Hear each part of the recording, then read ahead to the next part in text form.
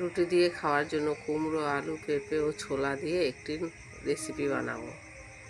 এই রেসিপিটা রুটি দিয়েই বেশি ভালো লাগে। ছোলাটা জলে ভিজিয়ে রাখা হয়েছে। কড়াই গরম হয়ে গেছে, পরিমাণ মতন তেল দিলাম। রুটির এই তরকারিটি করতে বেশি তেল লাগে না। আলু, কুমড়ো, পেঁপে, ছোলা দিয়ে তরকারি করতে ফোড়ন দেব শুকনো লঙ্কা আর পাঁচফোড়ন।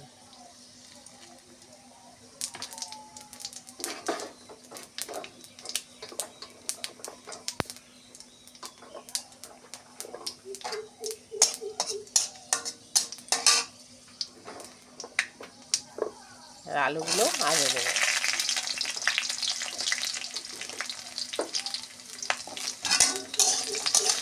আলুগুলো একটু ভাজা ভাজা হয়ে আসবে, তখন কুমড়ো আর পেঁপেটা দেবো। আলু ভাজা ভাজা হয়ে এসেছে, পেঁপে আর কুমড়ো দেবো।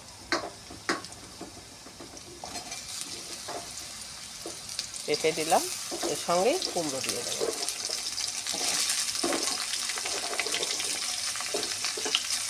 আর দেবো পরিমাণ মতন কাঁচা লঙ্কা। তবে মনে রাখতে হবে, যে তরকারিতে পেঁপে দেওয়া হয় বা ঝিঙে দেওয়া হয় তাতে কিন্তু ঝাল বেশি চলে না, অল্প ঝাল।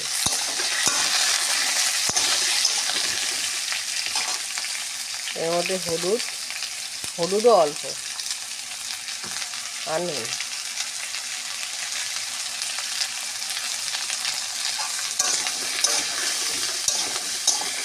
এটা যখন একটু ভাজা ভাজা হয়ে আসবে তখন অল্প পরিমাণে জল দেবো। আর ভিজানো ছোলাটাও দিয়ে দিচ্ছে।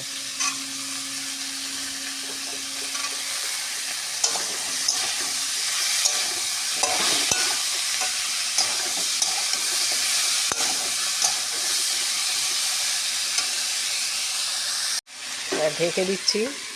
যে কোনো রান্না ঢেকে ঢেকে স্টিম কমিয়ে দিয়ে করলে রান্নাটা খেতেও ভালো হয়, সবজিগুলো সিদ্ধও ভালো হয়। ঢাকনাটা খুলে দিচ্ছি।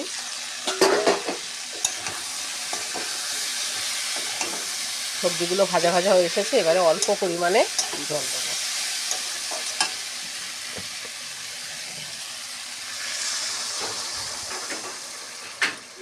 সবজিটা গামাখাই হবে।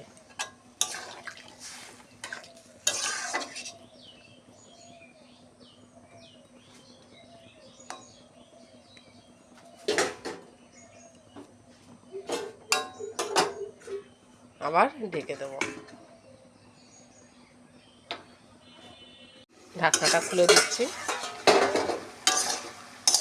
জল শুকিয়ে এসেছে।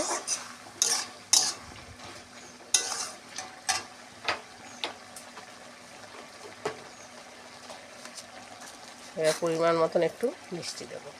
যে যেমন মিষ্টি খাবেন মিষ্টি দেবেন।